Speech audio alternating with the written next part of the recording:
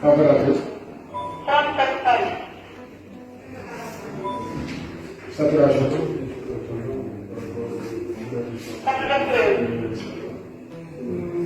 Dextro.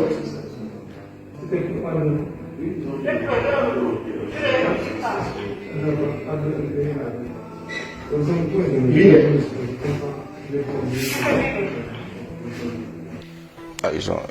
ça, mais l'oxygène entendant.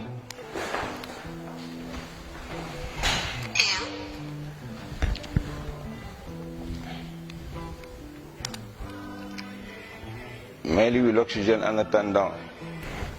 Ça n'est. Ça n'est. Il faut couvrir le B1.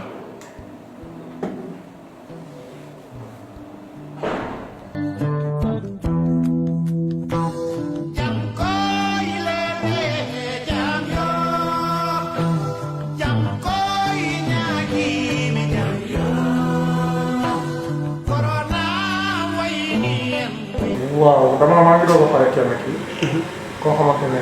dañ ma xool saytu dara nga xam ne dafa war a jàllale lépp lu aju ci feebar bi xew actuellement mais am na ñoo xam ne tamit ñu ngi ci yore feebar bi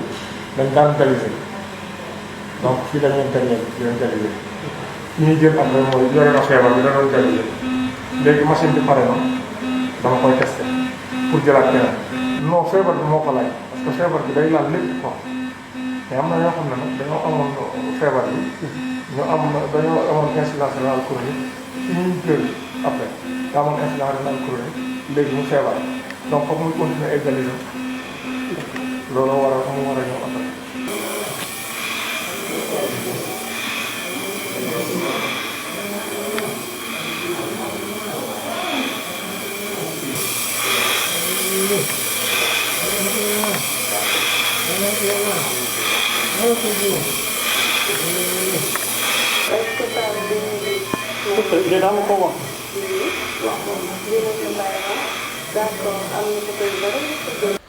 feebar boo gis ñi gën a sonn ñooy ñëw réanimation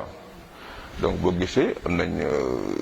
juróom benn malade juróom benn lañu am donc boo gisee ni lal yëpp am na malade bu fa tëdd waaw mais am nañu si sonn trop mais am ñoo xam ni boo gisee ñu ngi commencé améliorer ñu ngi commencé seen feebar ñu ngi commencé améliorer tuuti. réanimation boo gisee si àdduna bi yëpp réanimation ñi gën a sonn ñoo fay dem donc loolu xel mën na nangu ni bu fekkee ñu gën a sonn ñoo fay dem dëgg-dëgg ñi faatu ci gën a sonn yi gën a bari moo tax ci àdduna bi yëpp dañuy wax ni réanimation téeméer boo jël ci gën a bari ñaar fukki ak juróom lu mu néew dañuy génn si réanimation bi kooku si pays yi gën a développé déjà waxuñu ñun déjà donc mooy chiffre yi nga xam ni si àdduna bi yëpp la am nañu dem ba lu ko ëpp sax bu ñu gisee fii suñu service déjà bu ñuy liggéey normalement sans Covid bi téeméer boo jël ñaar fukk ak juróom-benn à peu près ñoo si génn àdduna su ñu commencé Covid ba léegi ñu gis mooy téeméer boo jël après ñaar fukk ñoo si génn àdduna donc bu ñu xoolee bu baax lu ñu am ci ñuy gën àdduna si Covid bi moo gën a néew que li ñu am bu Covid bi amul waaye du càgganu rek ku ñëw fi am Covid da ngay gën àdduna sinon bu fekkoon loolu la kon ñun tamit du ñu liggéey parce que dañ naan comme amul njariñ ñëppay gën àdduna aussi dañuy xaw a baisser les bras waaw lu tax muy compliqué parce que feebar bi déjà xam-xam bi ñu ci am ba wéragul bu baax feebar bu bees la feebar bu bees boo ko gisee chaque fois le temps que nit ñi di comprendre mën na am problème yu bëri yu muy indi. koo gisee ñoom ku ñu nekk nii nekkul dans le coma te muy ñett nit nekk ci dana ko nekk dans le coma gisoo fa kenn boo gisee loolu réanimation du coma réanimation mooy sa cër yi si biir yaram bi ñooy lâché ñooy bàyyi dama la feebar bi jàpp yow mën nga xoolee fekk danga garaaw te même ku nekk dans le coma mu génn si koo xam ni mu doon waxee ak yow du si génn donc loolu la nit ñi yaakaar ne ku ñu nekk réanimation rek même ci àdduna bi yëpp réanimation boo gis téeméer ni joo gis ñaar fukki yi ñoom la ñuy nekk su machine en temps normal ñooy nekk dans le coma ñi si des yëpp dañuy wax ak yow seen cœur moo lâché wala seen rein moo lâché wala seen foie moo lâché donc moo tax moo indi gravité bi. loolu benn la benn gravité bi mooy souvent feebar dañuy fekk malade bi ci terrain bu mu nekk moom en temps normal am na moom lu mu nekkoon bu fekk ay feebar yu mu doon soo xaaree feebar yooyu moo tax nag Covid bu ñëwee mën na yee feebar yooyu te feebar boo gis àdduna bu ñëwee même accident dañuy wax bu accidenté sax boo fekk nga yeneen feebar mën na ko yee donc mën na nag yee feebar yooyu ba feebar yooyu sax mën na la rey avant Covid bi donc loolu moo tax souvent ñu wax ñi nga xam ne dañu am ay feebar yu ndaw yu ñu daan sooxaale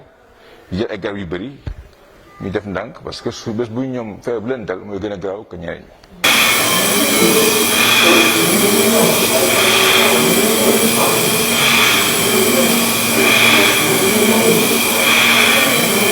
Réanimation moom malade chaque seconde dañ ko war a gis moo tax ñu def ñu nekk ci biir mais aussi ñeent la ñu ngi ci biir sol tenue mais aussi ñun tamit dañuy nekk ci biir mais di leen xool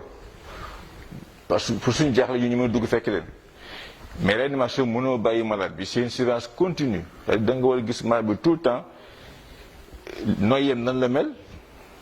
xelam nan la mel xolam nan la mel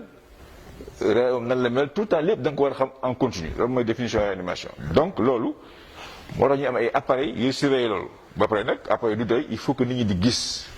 pour mën a agir en tout moment parce que mal réanimation c'est imprévisible ma nga toog mal bi wax ak yow subitement rek mu jaxasoo donc moo tax mënoo ko sori trop loolu moo tax liggéey bi di metti moo tax boo gisee fii dañuy bàyyi ñetti médecins yu nekk fii toujours ak ñeenti infirmiers ak 8 agents d'hygiène yoo xam ne dañuy nekk fii toujours parce que sol bi ak sumi bi mënoo ko defal sa bopp foofu moom ñu lay sol del sumi donc moo tax liggéey bi day metti ñooñu bu ñu xëyee bu ñu defee 24 heures ñii bi ñeneen ñëw loolu mooy tax liggéey bi xaw a woyof mais ba léegi diis na waaye jar na ko ndax aussi boo gisee nit fi mu toll aussi nga nekk pour dimbali ko pour mën a retrouver ay capacité am loolu aussi coono bi dina ko jar. effectivement ñun dañuy liggéey centre national la soit day mën naa jugee urgence boo gisee bu ñu commencé ba léegi am nañ fanweeri nit yu jugee urgence parce que foofu dañuy isolé nit ñi yoo xam ne isolé nañ leen ñeen ñi yóbbu leen pavillon Boufflers ñu test leen ñu positif parce que sonn ñu woon ñeen ñu indi leen fii test leen ñu positif wala ñu jugee pavillon Boufflers directement parce que dañoo keneen mën na fi indi woon wala ñu jógee si yeneen gox yi am ñu fi jógee Touba ñu jógee Tivaouane ñu jógee Thiès ñu jógee yeneen centre de santé yi mais souvent dañuy collaborer ak SAMU ministère même su ñun bu ñu jaaree suñu directement comme démb c'était le cas dañuy woo SAMU ñu ne am na ku ñu woo nangam ak nangam pour SAMU jël contact ak ñoom pour jéem leen indi daan nañuy def souvent. feebar bi moom am na bon ñun xam nañ ko sinon duñu toog fii parce que ça fait ñaar fukki fan ñu fay nelaw. donc bu amoon lu ñu ko def donc am na lu ñuy foog ñu xam ne am na moo tax nga gis ay cas très grave nga gis ni ñuy sonn moom lu ñu ko def donc am na mais am boobu moo tax nga war ko nangu pour ñu dépister la pour mën la faj te bu fekkee da nga am signe de gravité aussi ñu teel ko gis parce que réanimation aussi wala si kenn ndax bu fekkee dañoo teel a gis signes yi souvent dañ si génn mais am na foo xam fu yegg ñu faj la nga ñàkk la faj mooy yem dafay am benn situation de non retour wax boo fa yeggee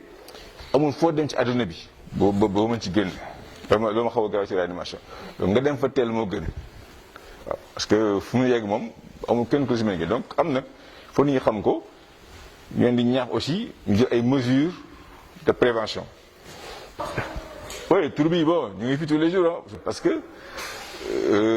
ñu ñooy liggéey si ñoom. donc ñun suñu mel ni ñoom day xaw a metti il faut que ñu am moral bu dëgër pour mën affronter parce que ñu tey foo ñu gëm ni ñoom mën nañ ci génn suñ ko gëmul ñun duñ def effort pour génn leen ci kàttanu yàlla du dëgg donc foo ñu gëm ko que mën nañ ñoom ci génn moo ñu def effort bu bëri pour ñëpp li ñu bëgg mooy ñëpp génn ci ñu seen kër te yàlla mën na ko def. Merci beaucoup, professeur.